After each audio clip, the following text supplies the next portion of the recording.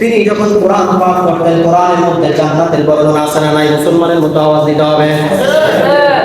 কোরআনের মধ্যে জান্নাতের বর্ণনা আছে, জান্নাতের নাজ নিয়ামতের বর্ণনা আছে, জান্নাতের মধ্যে কালি কালি কলা খাওয়াবে তার বর্ণনা আছে। আকাশ দিয়ে পাখি উড়ে যাবে, সেই পাখিকে খেতে মনে চাইবে, সঙ্গে সঙ্গে তার সামনে গুনাহ হয়ে চলে আসবে, তার বর্ণনা আছে না নাই? আছে। জান্নাতের যেই রকম বর্ণনা কোরআনের মধ্যে আছে, ঠিক তদ্রূপ ভাবে জাহান্নামের আযাবের বর্ণনা পবিত্র কোরআনের মধ্যে আছে না? জাহান্নামের বর্ণনা মুসলমান ভয় করতে হবে আল্লাহকে। আল্লাহকে যদি কেউ ভয় করতে পারে, তাহলে দুনিয়ার মুখকে সে পিছনে ফেলে দিয়ে কিয়ামতের জন্য, আখিরাতের জন্য সে উদ্গ্রীব হয়ে, আল্লাহ তাআলার ভালোবাসায় উদ্গ্রীব হয়ে দুনিয়ার মুখকে পিছনে ফেলে দিয়ে আখিরাতকে সামনে রাখতে সে সচেষ্ট হবে। আর মুসলমান বন্ধু আমার, আল্লাহ রাব্বুল আলামিন পবিত্র কোরআনের আয়াত নাযিল করার মাধ্যমে জানিয়েছেন, ওয়ালাম্মা মান খাফা মাকামা রাব্বিহি ওয়া নাহান নাফসা আনিল হাওয়া। নিশ্চয়ই এই ব্যক্তির হৃদয়ে থাকতে থাকবে এই ভয়, কাল কিয়ামতের ময়দানে আল্লাহর সামনে দাঁড়াতে হবে। আল্লাহর সামনে দাঁড়িয়ে আমার জিন্দেগীর সমস্ত আমলের হিসাব দিতে হবে। আমি জীবনে যা কিছু করেছি সমস্ত কিছুর হিসাব আল্লাহ রাব্বুল আলামিনের কাছে দিতে হবে। আমার জবান যদি অপ্রস্তুত হয়ে যায়, আমার জবান যদি মিথ্যা কথা বলে, মানুষের জবান যদি সত্য বলতে সেখানে মিথ্যা হয়ে যায়, আমার আল্লাহ তাআলা বলেন, তাহলে আমি আল্লাহ রাব্বুল আলামিন তাদের মুখের মধ্যে সিল গালা করে দেব, মহামুখী করে দেব। জবান যেন কথা বলতে না পারে, জবান থেকে যেন কোনো শব্দ উচ্চারিত হতে না পারে, এইরকম ভাবে যখন সিলগালা করে দেব, আমি আল্লাহ তাআলা বলবো, হ্যাঁ তোমরা তার বিরুদ্ধে সাক্ষ্য দাও। তখন আমরা দুনিয়ার মধ্যে হাত দিয়ে যত অন্যায় কাজ করেছি, যত ভালো কাজ করেছি, যা কিছু আমরা হাত দিয়ে করেছি, সমস্ত কথা ব্যাখ্যা সহকারে আল্লাহ রাব্বুল আলামিনের সামনে প্রকাশ করে দিবেন। আর মুসলমান বন্ধু আমার, এটা আমরা জেনেছি, আমরা বিষয়টা বুঝেছি, অনুধাবন করেছি, বিশ্বাস করেছি, কালকে আমাদের আল্লাহর সামনে আমাদের জবান যদি স্বীকারোক্তি না দেয়, আমাদের হাত স্বীকারোক্তি দেবে, চোখ স্বীকারোক্তি দেবে, পা স্বীকারোক্তি দেবে, অন্তর প্রত্যক্ষ স্বীকারোক্তি দেবে, আমাদের পেট স্বীকারোক্তি দেবে।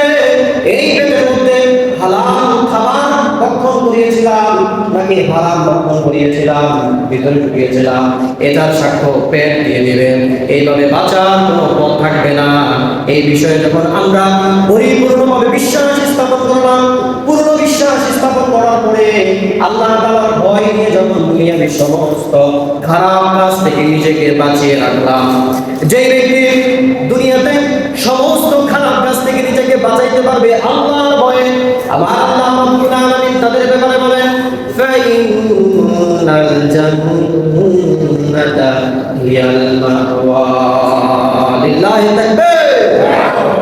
আল্লাহ রাব্বুল আলামিন বলেন, যে ব্যক্তি আমার ভয়ে দুনিয়াবী সমস্ত অপকর্ম থেকে, সমস্ত খারাপ কাজ থেকে নিজেকে বাঁচাইতে পারবে, নফসে আম্মারা থেকে নিজেকে বাঁচাইতে পারবে, আমি আল্লাহ রাব্বুল আলামিন তার ব্যাপারে ঘোষণা দিয়ে দিলাম, কাল কিয়ামতের ময়দানে আমি আল্লাহ যে জান্নাতকে জান্নাতীদের জন্য সাজাইলাম, সেই জান্নাতকে আমি আল্লাহ তাকে দয়া করে মায়া করে উপহার হিসেবে খুশি হয়ে দান করব। এই জান্নাতে আমরা কারা কারা যেতে চাই? দুহাত দেখতে চাই। লিল্লাহি তাকবীর। আল্লাহ তাআলা কবুল করেন, আমিন। জান্নাতে যাওয়ার জন্য আল্লাহর দেখানো পথ, বিশ্বনবীর শিখানো পথে আমাদেরকে চলতে হবে। যেই পথে চলেছে সাহাবায়ে কেরাম, যেই পথে চলেছে তাবেঈনগণ, যেই পথে চলেছে তাবেঈনগণ। আর মুসলমান বন্ধু আমার, সাহাবায়ে কেরাম পুঙ্খানুপুঙ্খরূপে ইসলামকে মেনে চলেছিল, ঠিক কি না? সাহাবায়ে কেরাম পুঙ্খানুপুঙ্খরূপে ইসলামকে মেনে নেওয়ার কারণে বিশ্বনবী বললেন, এটা হলো স্বর্ণের যুগ।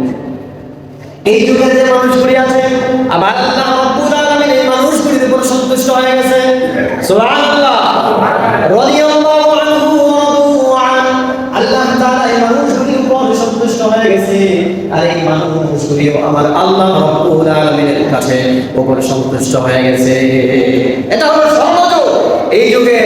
মানুষেরা যা করেছে ইসলামের জন্য সব সঠিক নিয়মে করেছে এবং ইসলামের প্রত্যেকটা বিধানকে মন থেকে হৃদয় উজাড় করে করেছে।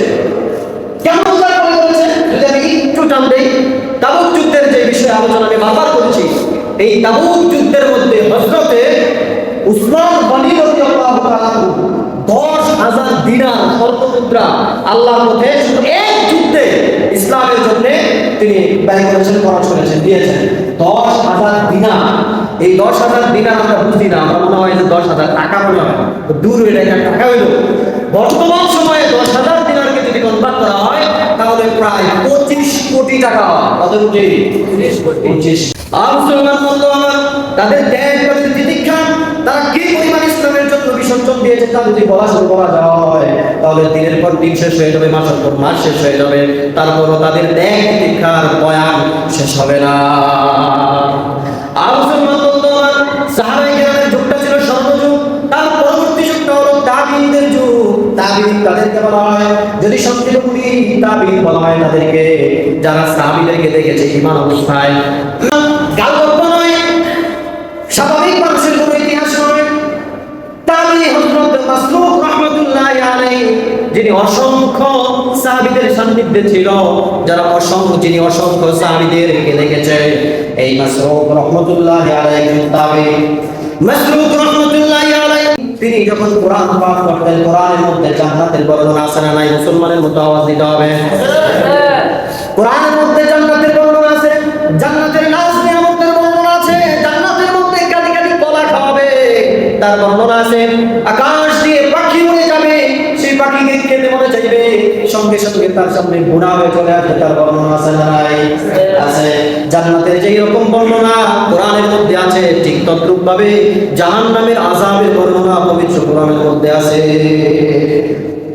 জাহান্নামের বর্ণনা আযাবগুলি যদি মাসরুক রাহমাতুল্লাহি আলাইহি তেলাওয়াত করতেন, তাই তার হৃদয়টা ভয়ে শঙ্কিত হয়ে যেত, কেঁপে উঠত, শরীরটা কাঁপতে থাকতো, নিজেকে কন্ট্রোল করতে পারতেন না, এইরকম একটা অবস্থা তৈরি হতো। সে তো কোরআন যখন পাঠ করে কোরআনের অর্থগুলি বুঝে, যার কারণে কোরআনের অর্থগুলি যখন তার হৃদয়ের মধ্যে আঘাত করে, এই জাহান্নামের আয়াত যখন তার সামনে পড়ে, তখন তার হৃদয়টা ভয়ে শঙ্কিত হয়ে একেবারে কাজু মাজু হয়ে যায়। একদিনের ঘটনা, হযরত মাসরুক রাহমাতুল্লাহি আলাইহি নামাজ আদায় করতেছিলেন, লিল্লাহি তাকবীর। মাসরুক রাহমাতুল্লাহি আলাইহি যখন নামাজে দাঁড়ালো, নামাজ পড়াকালীন অবস্থায় হঠাৎ তিনি তেলাওয়াত করতে লাগলেন সূরা তুরের কিছু আয়াত। সূরা তুরের কিছু আয়াত যখন তিনি তেলাওয়াত করতে লাগলেন, এই আয়াতগুলো তিনি পাঠ করলেন। ইন্না আযাবা রাব্বিকা লাওয়াকিউ, নিশ্চয়ই কিয়ামতের ময়দানে আল্লাহ তাআলা যাদের জন্য শাস্তির ফয়সালা করবেন তারা অবশ্যই শাস্তি প্রাপ্ত হবে, তাদেরকে শাস্তি আল্লাহ তাআলা দিবেন। আল্লাহ হলেন কাহ্হার, আল্লাহ জব্বার। আল্লাহর যেই রকম মায়া আছে, যেই রকম আল্লাহ তাআলার রহমত আছে, দয়া আছে, ঠিক তদ্রূপভাবে আল্লাহ তাআলা কাহ্হার, আল্লাহ তাআলার গজব আছে। আল্লাহ যাকে ধরবেন, ইন্না বাতশা লা শাদীদ, আল্লাহ যাকে ধরবেন তাকে কেউ চোরাতে পারবে না, সে কোনো অবস্থাতেই আল্লাহর এই পাকড়াও থেকে ছাড় পাবে না। আল্লাহ তাকে ধরবেন তো ধরবেনই, ছুটে যাওয়ার কোনো অপশন তার থাকবে না। কথা কোন ঠিক কিনা? মুসলমান বন্ধু আমার, আল্লাহ রাব্বুল আলামিন সূরা তুরের মাঝে আয়াত নাযিল করেন, ইন্না আযাবা রাব্বিকা লাওয়াকিউ, নিশ্চয়ই আপনার রবের শাস্তি অবশ্যই সংঘটিত হবে। মাসরুক নামাজের মধ্যে দাঁড়িয়ে দাঁড়িয়ে মনে এই আয়াতগুলি যখন পাঠ করে, মাসরুক এই আয়াতের অর্থগুলি বুঝে। যখন সেই অর্থগুলি বুঝে, এই অর্থের মাহাত্ম্য, এই অর্থের গভীরত্ব, এই অর্থের যে তাৎপর্য রয়েছে, আল্লাহ তাআলা যে শাস্তি দিবেন তার পূর্ণ বিশ্বাস মাসরুকের হৃদয়ের মধ্যে গেঁথে যেতে লাগলো। এক এক সময় মানুষের এক এক অবস্থা তৈরি হয়। দেখবেন মাঝে মধ্যে কিছু মানুষ রয়েছে অল্পতেই কেঁদে দেয়, আবার একই মানুষ অনেক সময় দেখবেন কঠিন বিপদের সময়ও চোখের পানি পড়ে না। ঠিক কিনা? এটা মানুষের অবস্থা। এক এক সময় মানুষ এক এক রকম হয়ে যায়, হঠাৎ করে মানুষ ইমোশনাল হয়ে যেতে পারে। তো মাসরুকের অবস্থাটা এমন হতে লাগলো, হঠাৎ করে তার হৃদয়ের মধ্যে আয়াতগুলি এমন ভাবে গেঁথে যেতে লাগলো, মাসরুকের হৃদয়টা শঙ্কিত হতে লাগলো। মাসরুক এই আয়াত তেলাওয়াত করার পরে আবার তার পরবর্তী আয়াত তেলাওয়াত করেন, মা লাহু মিন যে শাস্তি দিবেন এই শাস্তিকে প্রতিরোধ করার ক্ষমতা কারো থাকবে না। আয়াত, কোরআনের আয়াত মাসুদ করতেছে যে আল্লাহ যখন কাউকে শাস্তি দিবে এই শাস্তিকে প্রতিরোধ করবে, ঠেকাবে, বাধা দিবে এইরকম কেউ থাকবে না। এই কথাটা বলেছে কে? আল্লাহ। মাসুদ তার পরবর্তী আয়াত তেলাওয়াত করেন, ইয়াউমা তামুরুস সামাউ মাউরা। এই যে বিশাল আকাশটা রয়েছে, বিশাল আকাশের বিশালতা তখন আর এমন থাকবে না, এটা চূর্ণ বিচূর্ণ হয়ে যাবে। আল্লাহ রাব্বুল আলামিন পাটি যেভাবে উল্টিয়ে ফেলে ওইভাবে খাতার কাগজের মতো এই আকাশটাকে উল্টিয়ে ফেলবেন। এই আকাশটা চূর্ণ বিচূর্ণ হয়ে যাবে, আকাশটা প্রকম্পিতভাবে কাঁপতে আরম্ভ করবে। এইরকম অবস্থা হবে কিয়ামতের সময়। এই আয়াতগুলি তিনি পড়তে লাগলেন আর হৃদয়ের মধ্যে আল্লাহর ভয় ধীরে ধীরে বাড়তে লাগলো।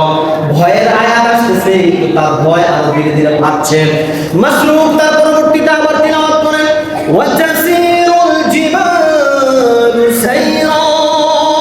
পৃথিবীর জমিনের মধ্যে বিশাল বিশাল পাহাড় রয়েছে, যে পাহাড়গুলি এত বড় এত বড়, আমাদের এই বাংলাদেশের মতো হাজারো বাংলাদেশ পাহাড়ের ভিতরে ঢুকে যাবে এইরকম পাহাড় দুনিয়ার জমিনের মধ্যে আছে না নাই? বিশাল পাহাড়, কত বড় পাহাড়, এইরকম এত বড় পাহাড় যার মধ্যে এই বাংলাদেশের মতো কয়েকশো বাংলাদেশ ঢুকিয়ে দেওয়া হবে, এত বড় বড় পাহাড়।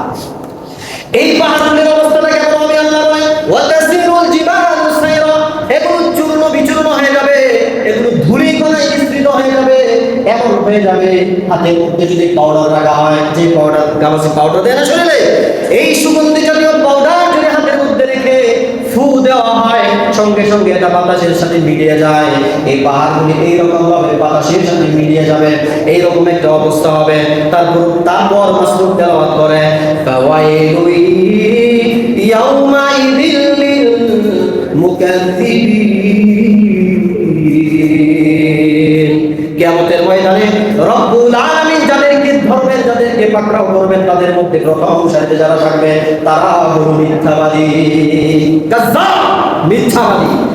এই মিথ্যাবাদীদেরকে রব্বুল আলামিন শাস্তি প্রদান করবেন।